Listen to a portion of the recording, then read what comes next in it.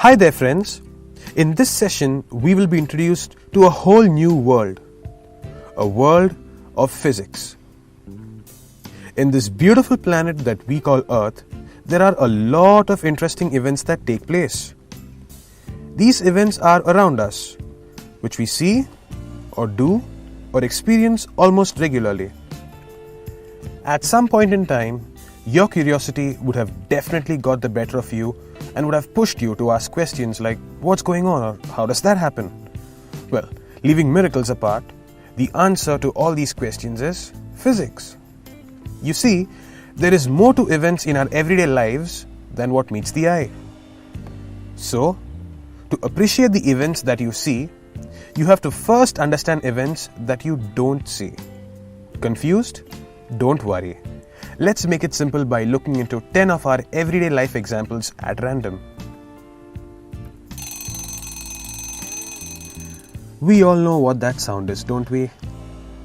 It is a very annoying yet important sound which tells us that we have to be up and about. We wake up in the morning at the sound of the alarm. Sound is something which we can't see but can hear or experience. It is used in important medical equipment like the ultrasound scanner and by ships to estimate the depth of the ocean. Physics studies the origin, propagation, and properties of sound.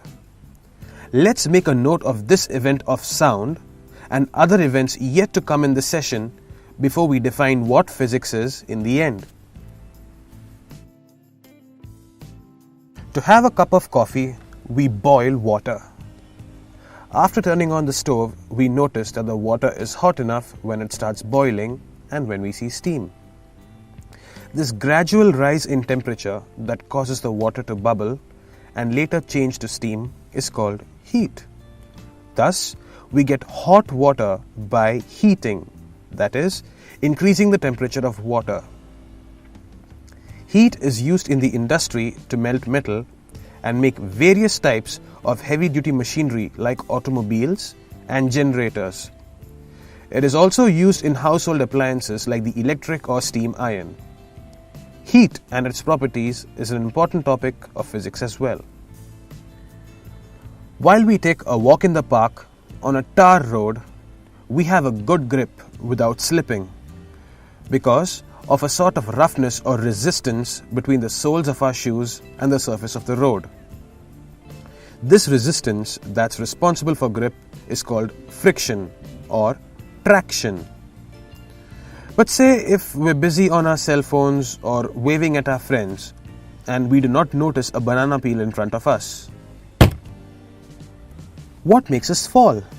Well, apart from our absent-mindedness, it is due to the reduced friction between our shoes and the road because of the slippery banana peel. Friction, which is an important factor in the making of tires, is also explained by physics.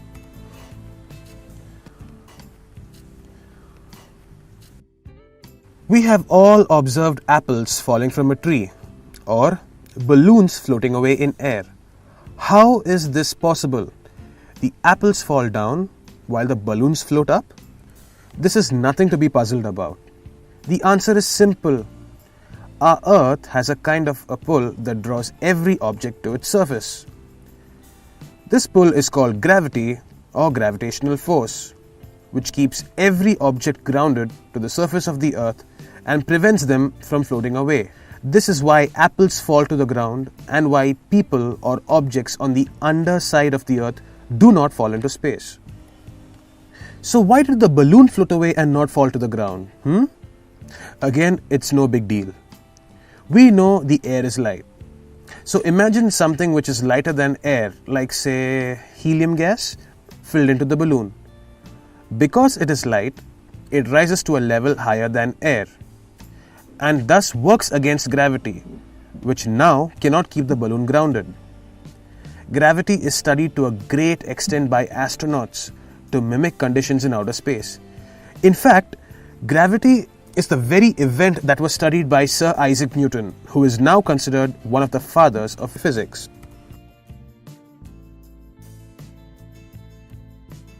When we use a compass, we notice that the direction of the needle is constant.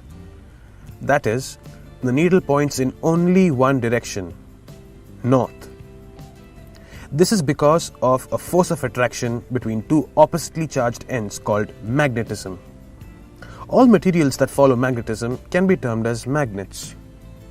Did you know that apart from being just a planet, our Earth is actually one big giant magnet?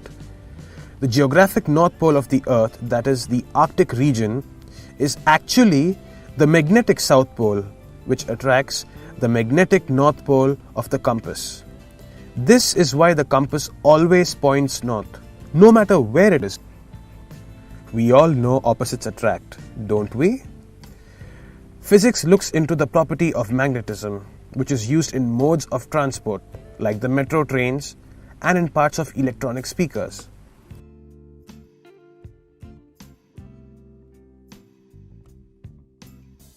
We would have all seen or done at least a few of these tricks. So what makes objects remain still or maintain its position even if there is a pull or tug on it? It is the inertia or unwillingness or laziness of a body to change its state of rest or motion. This means if a body moves, it prefers to remain in motion and finds it difficult to stop, unless an outside force acts on it. Similarly, when a body is not moving or at rest, it prefers to stay that way and finds it difficult to start moving, unless an outside force acts on it. This property of inertia is important for the automobile industry while mimicking accidents for safer cars to be manufactured. Thus, physics also involves inertia.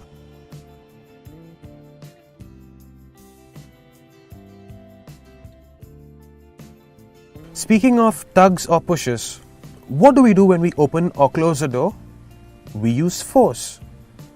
When the door is heavy, we use more strength to move it, which simply means that we use more force. Force is something that we use on a daily basis in almost all tasks we undertake, like brushing our teeth, pushing buttons on a keyboard or cell phone. Force is also involved in various processes, like coughing, sneezing, and blood flow, due to the contraction of certain muscles in our body. Simply put, force is nothing but the pressure exerted by one body on another body. Sports like swimming or running also employ force. For this reason, force is also dealt with by physics. Let's look into our daily gadgets, like the cell phone. What makes the cell phone work is the electricity that's supplied by the battery. What charges the battery is the electricity that's supplied by the power source. Electricity, as we all know, is an important part of our daily lives. Be it for transportation, like buses, cars or trains, or for powering our household appliances, like the television, the fridge, the microwave, or even to watch this video.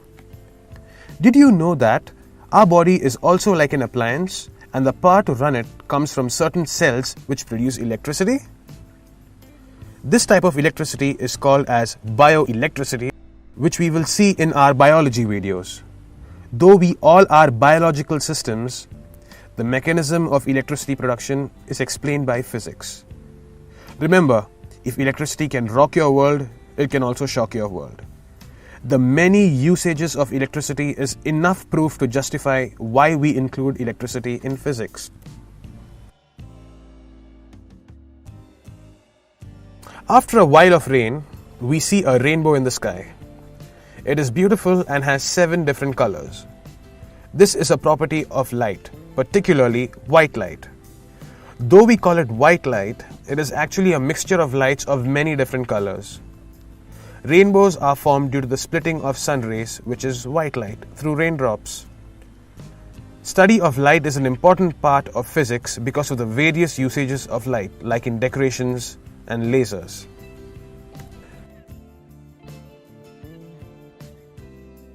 Did you know that we are all made up of many, many smaller particles which we cannot see individually with our naked eyes or even with a microscope? They are even smaller than the smallest cell, and in fact these are the very building blocks of cells and everything in the universe. Do you know what these particles are? They're called atoms. 2 or more atoms come together to form a molecule, and many molecules come together to form visible matter. Just imagine how many molecules and consequently how many more atoms we are made up of. Billions, trillions, zillions. Even things that we can't see, like minute dust particles, are made up of atoms. The theory of atoms and molecules is involved with the origin of the universe, life on Earth, and everything around us. Hence, physics just cannot do without it. From all of these events, let us now define physics. The word physics comes from the Greek word physis, meaning nature, and physique, meaning knowledge of nature. Thus, simply put, physics is nothing but the study of nature and the universe on the whole, and the various occurrences or events taking place in it. For each of the previously mentioned examples, there are other events that are occurring at the same time, which are invisible or which we haven't considered. Physics explains all these unseen events too. Its goal is to answer all questions, right from elemental particles like atoms to gigantic structures like planets. It gives us an understanding of how and why things are the way they are. The events mentioned earlier were just minute examples of how physics is involved in our everyday lives. So now do you see how important studying physics is? Physics is a lot like a mountain, which is not difficult to scale. And when you reach the top, the view is beautiful. Just don't accept things the way they are. Follow your curiosity wide and far.